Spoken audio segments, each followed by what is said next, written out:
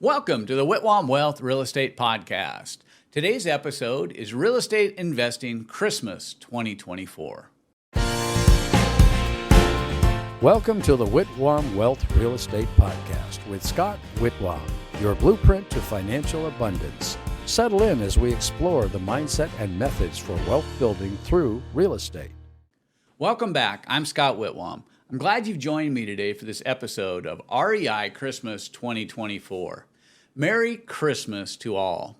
I thought we'd cover a few real estate investing points today.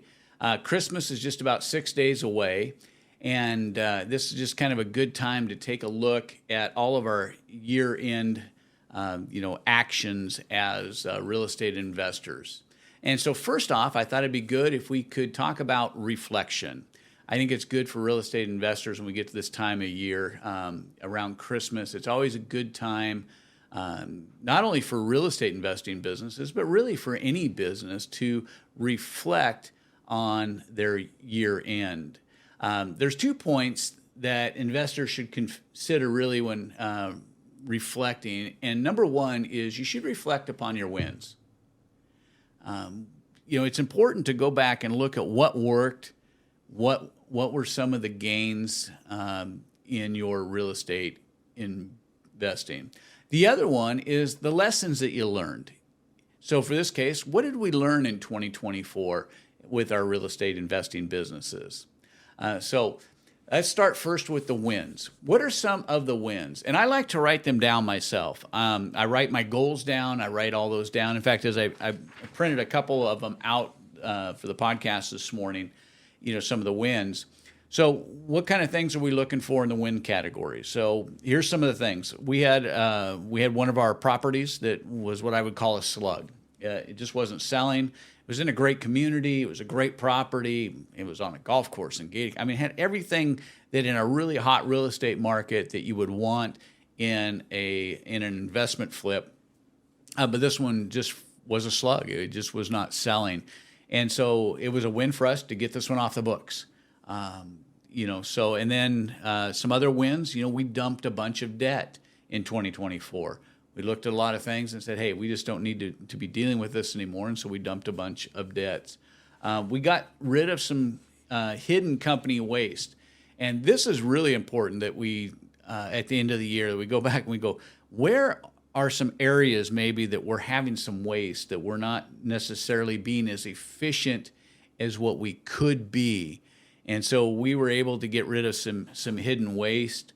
And then we started looking, obviously, when we got close to quarter 2 and quarter 3, we were looking at what deals do we want to get involved in for the coming year. We were able to close on some stuff. And we've got some projects now set up for 2025. One of them, we're in a lot split, and and another part is another thing that we're doing is a rehab that we're going to start after the first of the year. And we got some of these things that are in process now for 2025 that will jumpstart our 2025 because we're focused on them now. We're looking at them before the end of the year, and we're looking at what all of those are going to take. What are our timelines? What is the permitting process going to be? What is for the lot split, are we going to have to go through hearings and all those other things that we're going to need in order to manage this thing and make sure that it's on our 2025 schedule? But it was a win to get some of this down. How we enhanced our zero down efforts. So for instance, we've got a project right now that we're going to be doing new build on and stuff, and it was part of a zero down project. We looked at how to do it, and we finished out this project that we had been working on for quite a while, but it took us a while to acquire it. But we were managed to get all the pieces in place and acquire it with zero down, which for those of you who have been involved with our podcast, know me, or been through our coaching programs, we focus a lot on exhausting all of the zero down options before we look at our out-of-pocket cash investment options. So how do we enhance our win? What were our wins? What were our enhancements to our zero down efforts? And what other wins did we have? This podcast. We launched this podcast this year. This was a big win.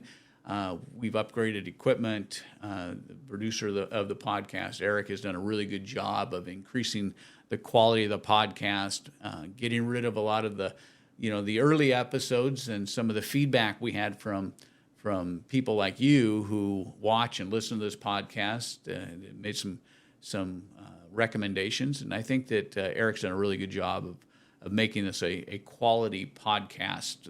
Not only the content, but the way it looks and the interaction of it. And then we've expanded the coaching company.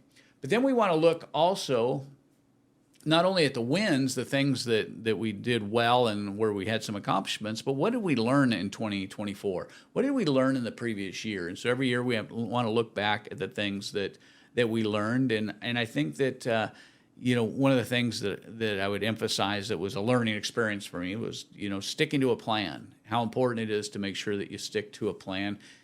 It seems like any time that you get off from your plan and you kind of deviate, it's where the potholes are, or, the ditches that you can get into. So I learned 2024 has taught me anything with the way the real estate economy has been, the importance of sticking to a plan and to make sure the numbers work.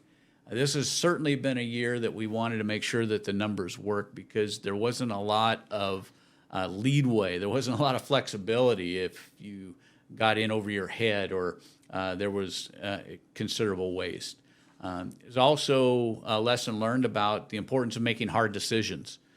Sometimes you have to make hard decisions as an investor, what you're going to invest in, what you're going to not, what slugs you're going to need to cut out of your portfolio, and what ones are you going to enhance. And so how to make hard decisions. And it's never fun making hard decisions, but when you look back, I could see in 2024 it was important that we made some of these hard decisions. And then lessons learned, realizing that bad markets are just bad markets. Sometimes when there's headwinds, you just need to face the facts and then take the steps in order to move into those markets and not only take advantage of them. But so when I'm looking at 2025 at setting my goals, I want to look at not only the wins, but also of the lessons learned. Both of these, will help me grow for 2025. I use them for my goals and objectives, and I'm believing that 2025 is going to be a great year. But I don't just use them for my short-term goals. I use them also for my long-term goals, for not only for next year's goals, but also my 5-year and lifetime goals. Because some of the principles that we have learned in this year, and I did the same thing last year, some of the lessons that I learned in 2023 and some of the lessons I learned in 2022, I'm incorporating those in lifetime goals and actions that I want to take to get to where I want to be. If you want to be successful as a real estate investor, and really in any business, you need to count your wins, which are blessings, and then learn the lessons from that the previous year taught you.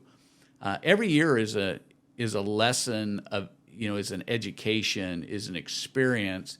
And if you don't learn from it, you're likely to be, hit by it again in the future. And I want to build a plan for success. I want to build a very successful, future. So, one of the things that I'm looking at is, one of the wins, and I'm looking at it going, okay, we had this project and we worked on it for 2.5 years before we were able to actually close on it.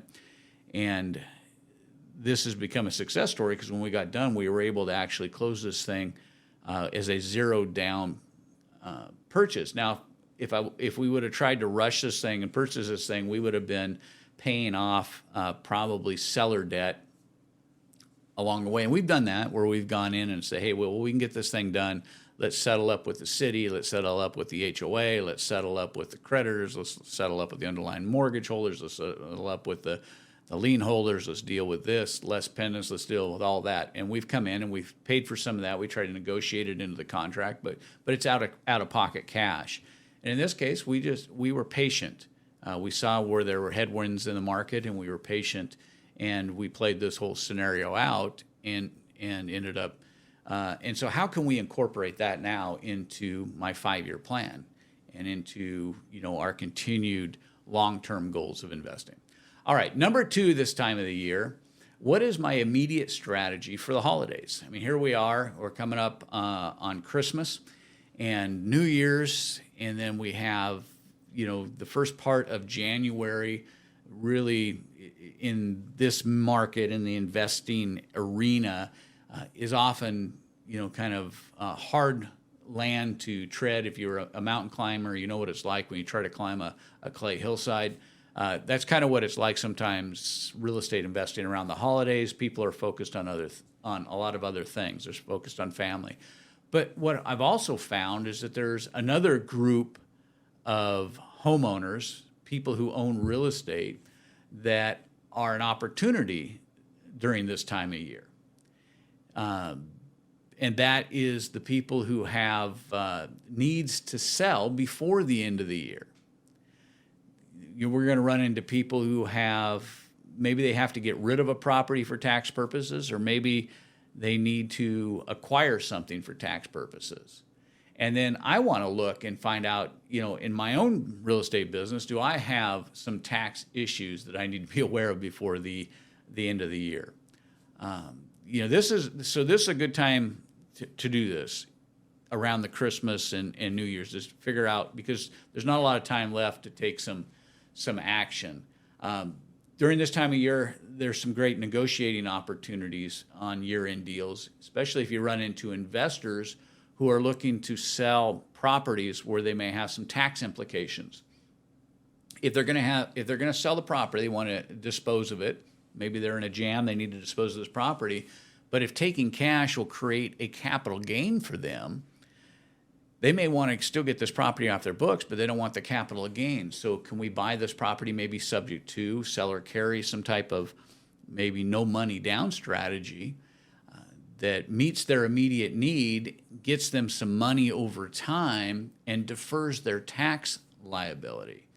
What if I have some tax issues that are coming up? Do I need to be donating money this time of year? Do I need to write some different things off? I mean, there may be some charities out there that can benefit from something that will help me more from tax purposes than it will from a sale perspective. These are all things that we need to look at.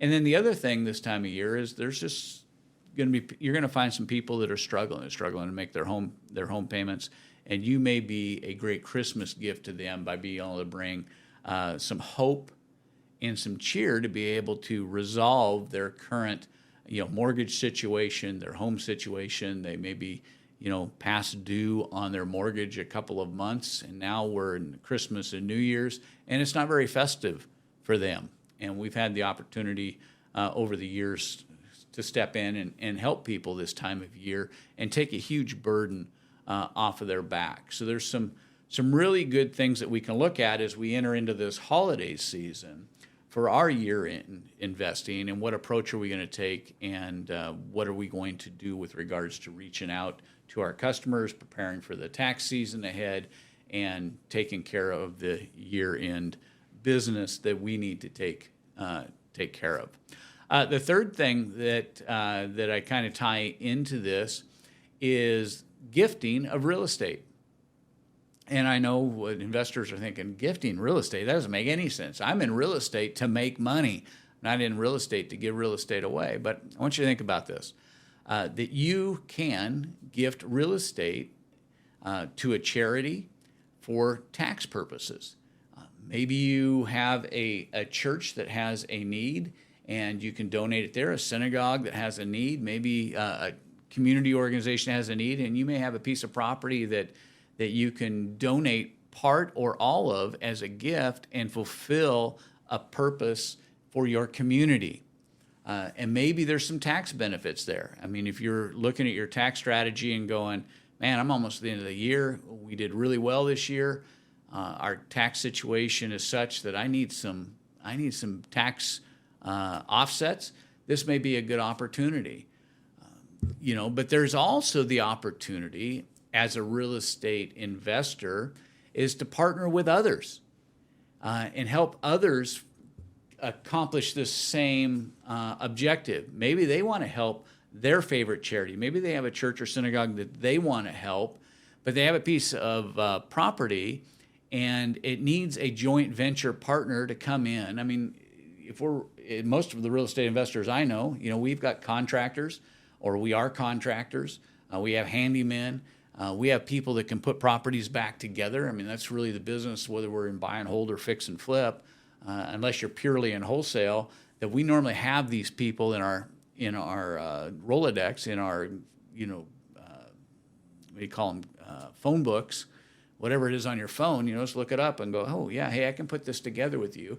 And maybe you can put together a joint venture that not only helps somebody, but also helps a charity and answers one of their tax problems. They want to donate this land in order to take the tax benefit, so they're going to donate it to their nonprofit. They're going to get a tax benefit, but the property isn't usable, so the charity needs some work done on it. You can come in as a joint partner and joint venture in this thing, and either as a profitable joint venture. And we've done this before. So we've had somebody call us and say, hey, look, here's the situation with the property. And we said, okay, well, we'll take it over. We will guarantee that this much money will go to the charity or the estate. So we say, okay, we're going to guarantee them $250,000. We're going to come in with our money.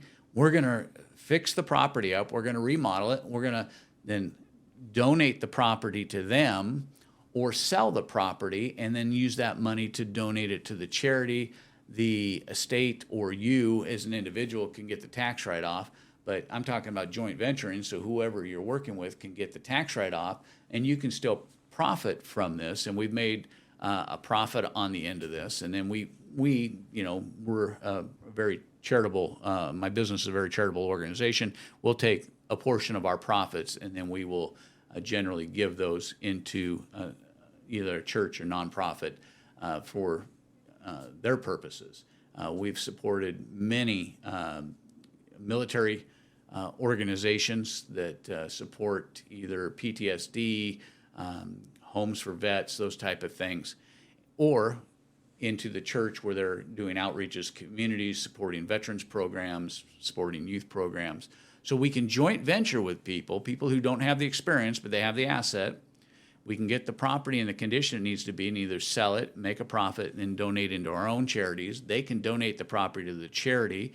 The charity can either pay us for our work, or we can sell the property and the proceeds can go to the charity. So that's the third thing we're always looking for, is how can we work with charities. Number 4 is planning ahead.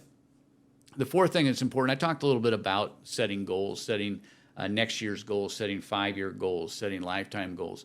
But really, as we start to look at the information from the first thing I was talking about, counting your wins and the lessons learned, we really want to start setting 2025 investment goals. We want to make sure that by the first of the year that we have our goals in place. Take practical steps and map out our investment strategies. I'm not so much into setting New Year's resolutions. Most people don't keep New Year's resolutions.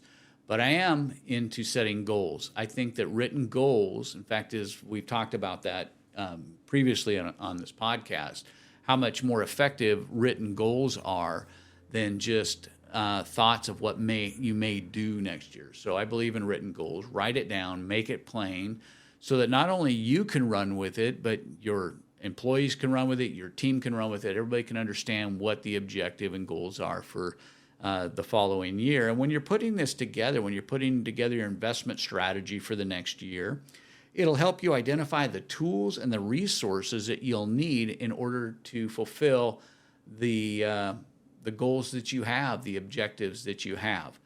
And a lot of times people don't realize that. They're just writing things down. They're writing numbers. They're writing objectives, places they want to go, vacations they want to take.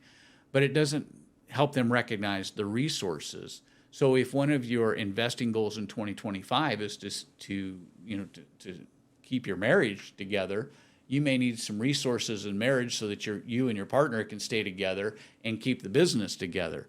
And so I look at all those things, all the areas, the personal life, I look at the physical life, I look at the business life, I look at the spiritual life, I look at all those things for goals, and I map out based on my wins, my lessons learned, and my objectives, the resources that I'll need for the coming year. And my last one, number 5, how can I give back? Do something that gives back to your community via your church, your synagogue, maybe community centers. What can you give back and make the areas where we live, where we work, where we invest better? How can we help better the communities, help better the people in the communities? What can we give back in order to give into what has been such a blessing to us? As a real estate investor, you know, I have so much. I look at people who go to work every day and they complain about having to go to work. They hate Mondays. As a real estate investor, I choose the time that I want to spend in real estate investing. I have the freedom to make the choice which conferences I'm going to, where I want to go on vacation, when I want to go on vacation, what I want to be involved with, and the money that we make from real estate investing and the blessing that it is. Because, like, you know, a couple times a year, I'm taking weeks off to help my church. I don't know what you're doing, but like the end of this year, right after Christmas, I'll be involved in a week-long fundraising event, helping raise money for veteran youth and church programs.